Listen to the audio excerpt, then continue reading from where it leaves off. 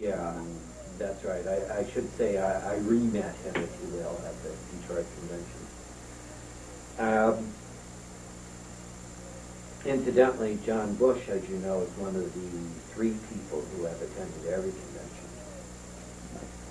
Uh, and another thing I remember is the talent show from that year, because that was the first time I had ever experienced any such a thing. And it was really fun. And I remember Michael Allen, what was the gentleman's name from Detroit, who was treasurer for quite a while? Ken Allen. Ken Allen. From Chicago. Ken Allen from Chicago, who danced on a table in drag. And I just remember standing there in the hotel room. I think not a room of the hotel, like a large room of the hotel, because that year the talent show was held in that large room, and I remember standing there with all the other people from the convention, as well as a lot of the hotel staff, and this show going on, which was really rather racy, as they always are, and that really impressed me in a good way, that nobody was hurt by any of what we were doing, and maybe some people would see it as immoral or what have you, but nobody was hurt by it, and we weren't doing anything really extremely racy. And it was a lot of fun. And again, it was part of that validation that I get from this organization, that it's okay, that I'm okay in my gayness and in my interracial focus. And I also and that, I assume, was the beginning inspiration for you to later become involved very centrally in the production of the talent show. Perhaps. Well, we'll get into that. Are you saying that now my presence at the talent show is quite central? Is that what you're saying? I think you would say that. I and the other Paul. Yes, the other Paul. PaulC1. Yes. And a third thing I think that I remember specifically from that convention is that my parents live in Michigan, and I grew up mostly in Illinois, but my first 11 years were in Michigan, in Dearborn, near Detroit. So we have some family there. And my father drove down to stay with my aunt to pick me up, and then I was going to go up there and later visit them. And a man I had met and had a dalliance with at the Detroit convention, a very nice man, whose name I forget now, gave me a ride from the convention site downtown Detroit to where my aunt lived in Dearborn, where I was going to meet my father and then go up with him to visit my family and where they lived in Michigan. But it was kind of the first instance where family and family meet, so to speak, however briefly. But I remember that, and there was a great deal of trepidation, even though this guy dropping me off, my father's not going to know that I had slept with him the night before. But, you know, there was just that kind of thing, that the two worlds of my existence come together, meet briefly. That was memorable for me. I remember that. I remember pulling up in my friend's van. He had a van at the time, and him dropping me off and staying to visit for a while, you know, and that. Move on to the next convention? Yes, 1992 in Dallas. 1992 in Dallas was, for me personally, I think one of the most important conventions for me personally, and for me dealing with HIV.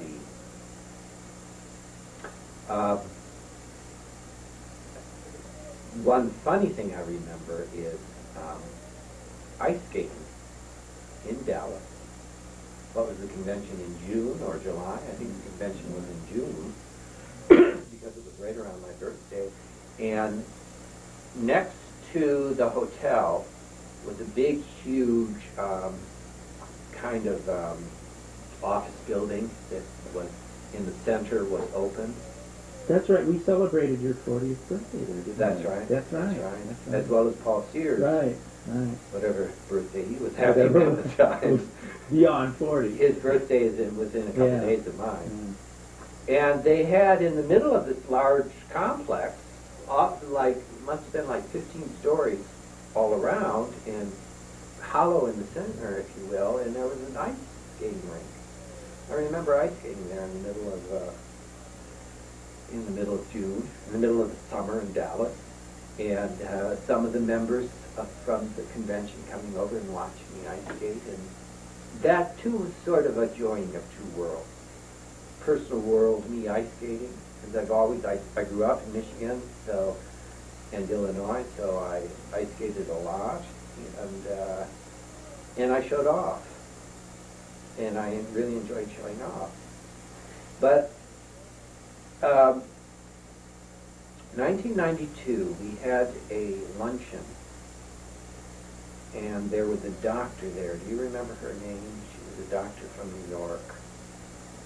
Anyway, gay and lesbian activist who came and spoke at our luncheon, and there must have been there was quite a few people in the room, 100 or so, I would guess, and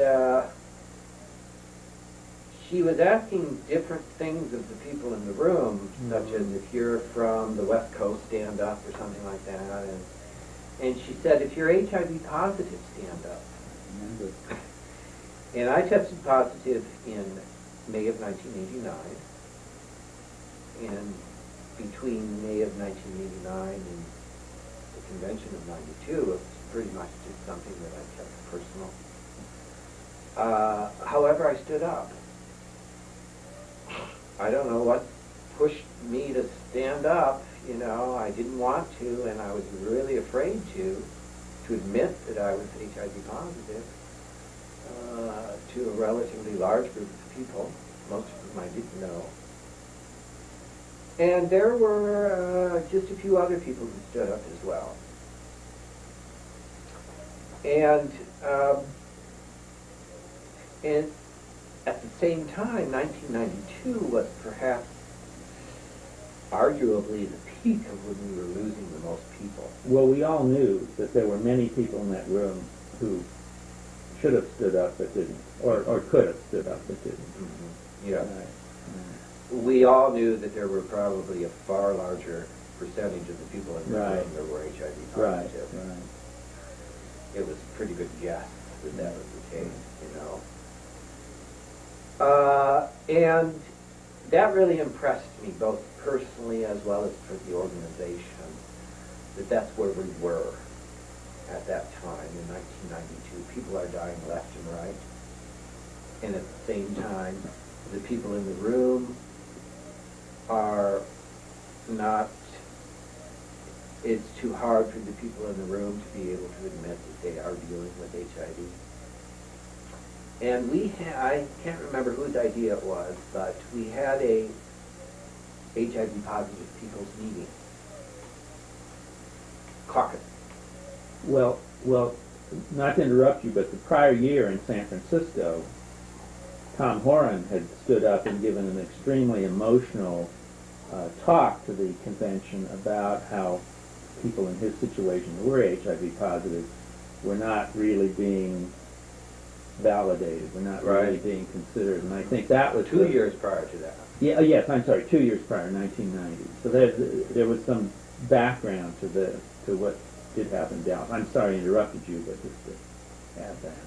So we had it was announced that there would be a meeting, an HIV caucus, in one of the rooms in the hotel, and there were about 8 of us in that room.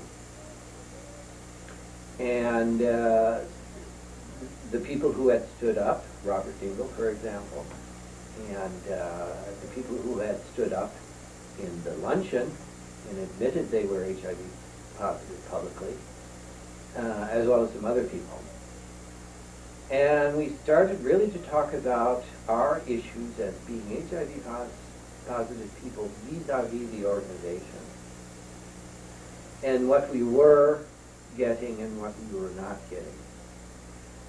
And we together made a list of kind of things that we stood up for ourselves, I think. We really stood up for ourselves. And made a list of things that we wanted this organization to do for us, that we felt we had earned as being part of the organization, and that AIDS, like it or not, was amongst us, and that the organization needs to help us get through it.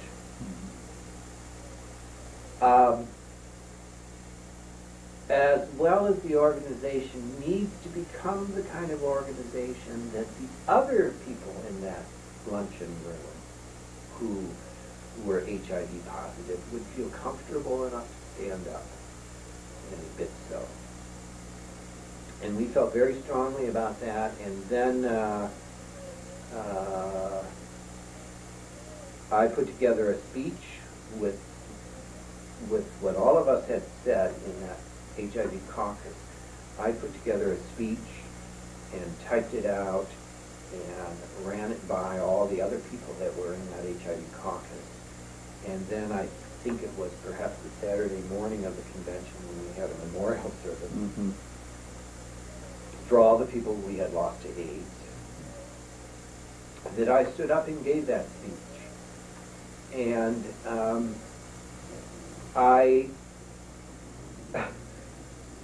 being conceited, I compliment myself for my own courage, but I also feel that there were a lot of other people behind me, not only those that were in that HIV caucus and their courage, but also the courage of the rest of the people in that organization who were HIV positive. And I think that was a breakthrough,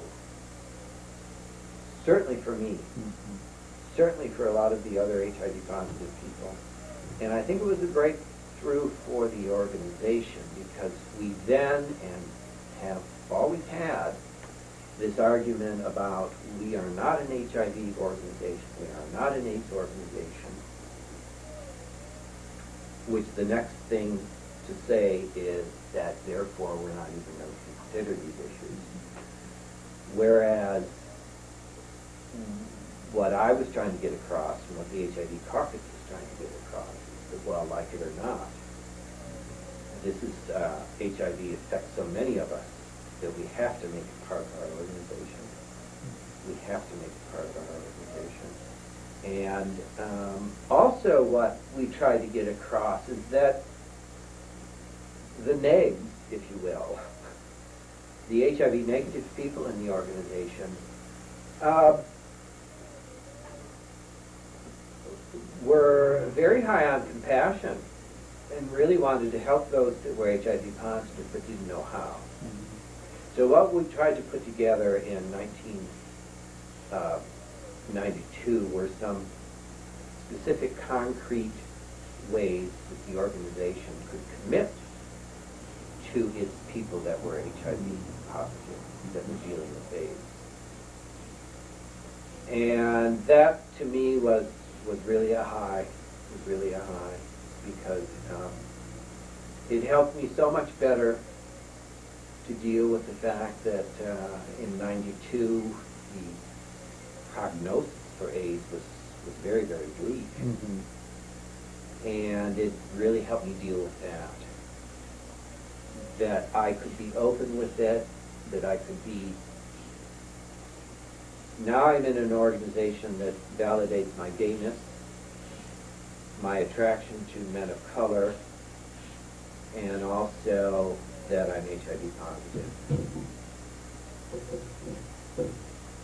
That, what's that noise? Is that the gardener outside? We're here at the Doug Noble Estate. The gardeners have come and are working on it. So, that was the 92 convention. Let me ask you, if you remember, what were some of the specific recommendations that you made that the organization could do, and the negs, as you call them, could do? We set up a fund at that time called the Tom Horan Fund, named after Tom Horan that you spoke of, who had passed away by that time. The previous year, yeah. And left a considerable amount of money. And left some money to the organization, and we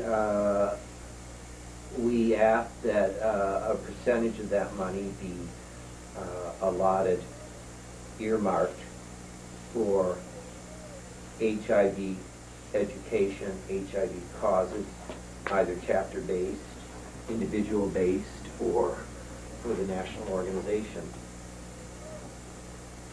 We also wanted that every convention would have workshops dealing with HIV and AIDS. Okay, let's continue. And we also asked that, and in this case when I say we, I mean the HIV caucus, what came out of that HIV caucus at the 92 convention. We also asked that there be an HIV committee, a standing committee, I think, that would be part of the organization, that would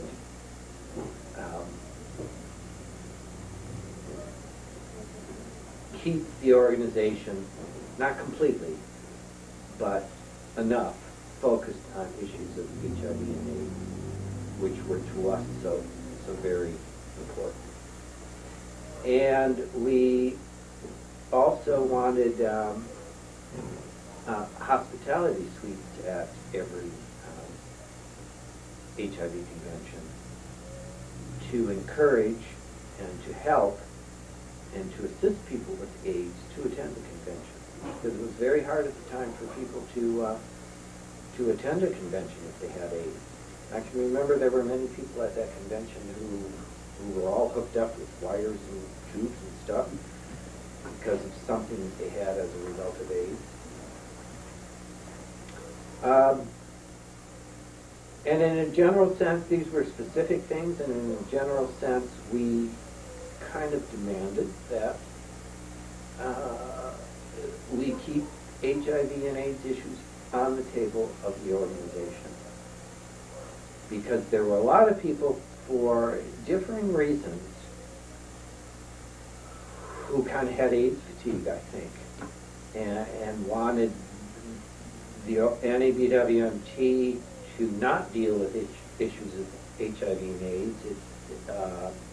Their thinking was it had nothing to do with HIV and AIDS. It's not an AIDS organization. And would want it not to be on the table at all. And that's what I think came out of the 92 convention, is that we insisted that it be part of what our organization is. And do you think that, by and large, the things that you asked for have been carried out over the years? Yes. I'm very pleased. I think the NABWMT reacted very well to its members with AIDS and HIV, and that there was somehow we tapped into a great deal of compassion that existed on the part of the members of the organization. That was always there, but for some reason or another was just not getting out. And I also think that AIDS fatigue had a lot to do with it. That people in 92, gosh, that was perhaps the worst year. One of the worst years, the peak of the tragedy of it. People were dying left and right, as well as people were getting sick left and right, and there was no hope in sight. There was no cure. There still is no cure, but now there certainly is a lot more hope. And yes, I think that people were much more willing to talk about it and to be open about it, and that in future meetings, if the question came up of a lot more people were willing to tell their HIV status,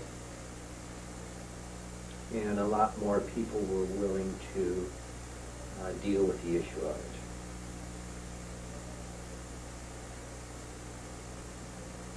Well, then we're going to move on to 1993 in Chicago.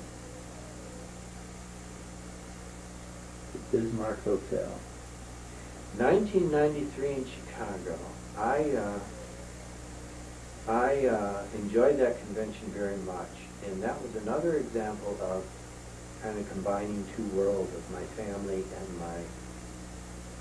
and my organization, because I first visited my brother and his family who lived near Chicago, spent some time with them, and then they took me downtown for the convention, and again it was a kind of joining thing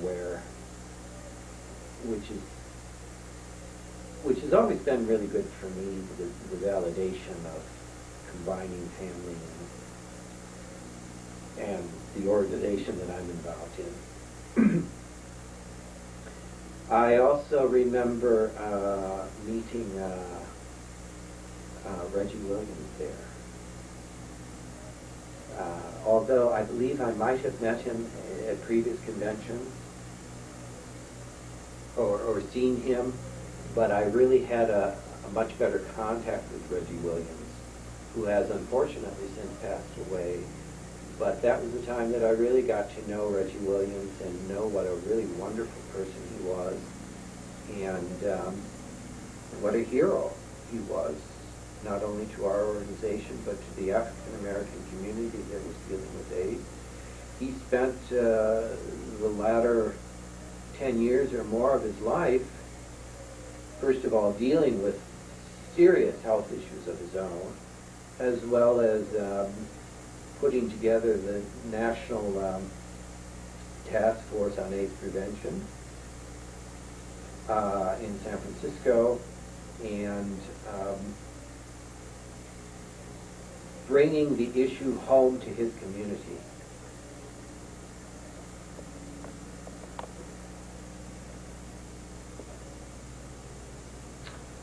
And I also remember the House of Delegates meeting at Chicago.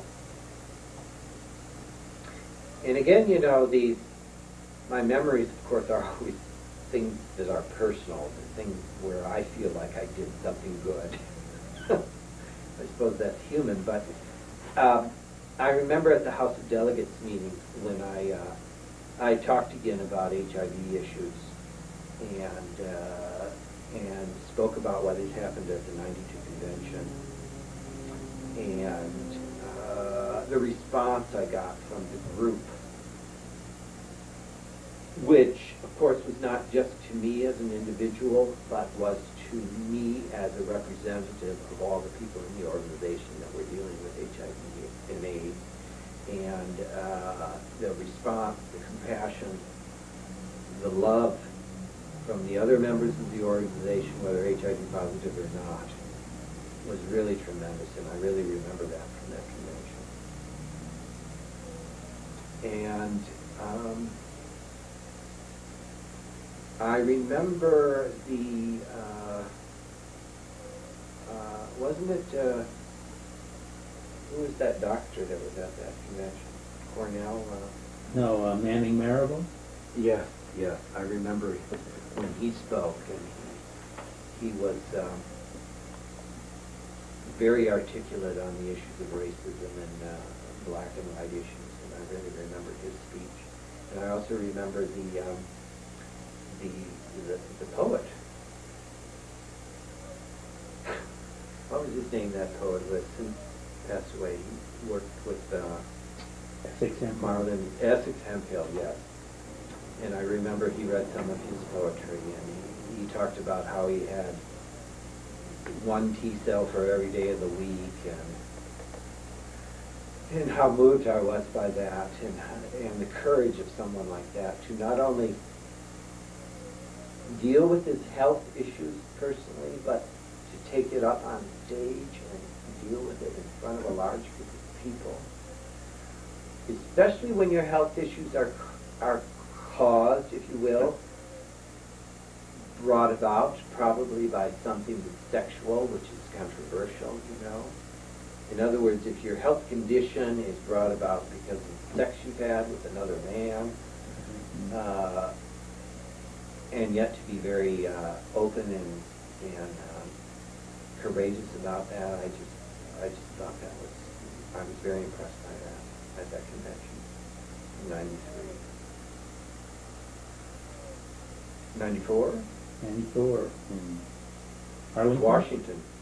Yeah. In Arlington, Right. Virginia, outside of Washington. That was the first year that I co-hosted the talent show with Paul Sears. And how did that come about? And have ever since. I don't remember. Paul Sears had co-hosted it 2 or 3 times, 2 or 3 years prior to that year with other co-hosts or alone. And I don't know, I was just asked to co-host it. And that began a tradition that I'm happy to say is still going on, because that is one of the highlights of every convention since, is when Paul Sears and I co-host the talent show, the co-Pauls. And so that is very memorable for me. And I, of course, also remember when Vincent Henderson did his dance there. Do you remember that? Yeah. The talent show. And also, oh yes, I also remember meeting in Robert Dingell's lover, Joe Califf? Joe Califf, at that convention. And Joe Califf had arranged some very interesting workshops, educational workshops around HIV issues. And Joe Califf was, at the time, very, very sick, and he has since passed away. And that was another instance of how I was so impressed with someone who took his personal struggle with a disease like that to the larger body, to the larger community, which was the organization at the time, and did so with courage and sort of the attitude, well, whether you want to talk about it or not, whether you want to have HIV issues as part of this convention, or maybe you just want to have a lot of fun and forget about HIV issues, I'm sorry, you know, I'm here and I'm sick and I have HIV and a lot of us are dealing with it, and we need to talk about it. And that too, along with Reggie Williams and with him, is something that I've always been so impressed with. And I'll always appreciate Joe Califf for bringing it home, the 94 convention.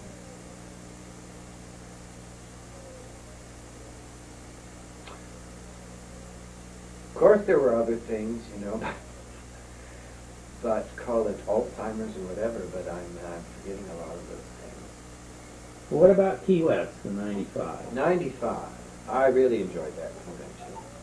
That was a really fun convention, and